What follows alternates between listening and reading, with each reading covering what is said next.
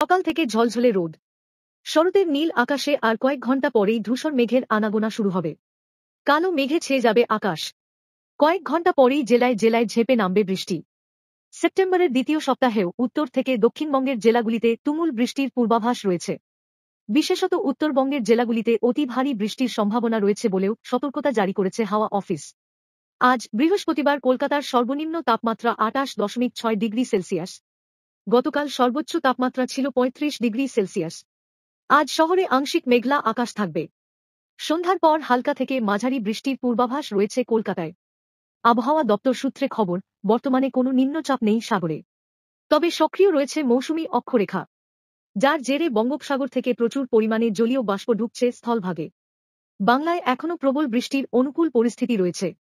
চলতি সপ্তাহেও বাংলা জুড়ে তুমুল বৃষ্টির দাপট চলবে। বর্তমানে মৌসুমী অক্ষরেখা বঙ্গের উপর দিয়ে বিস্তৃত। কচ্ছ ও দক্ষিণ পশ্চিম রাজস্থানের অতি গভীর নিম্নচাপের উপর দিয়ে উদয়পুর, শিবপুরী, সিদ্ধি, রাঁচি এবং পশ্চিমবঙ্গের দীঘা হয়ে তা পূর্বে উত্তর পূর্ব বঙ্গোপসাগর পর্যন্ত বিস্তৃত। এর জেরে আগামী কয়েকদিন বিক্ষিপ্তভাবে ঝড় বৃষ্টি হতে পারে দক্ষিণবঙ্গে।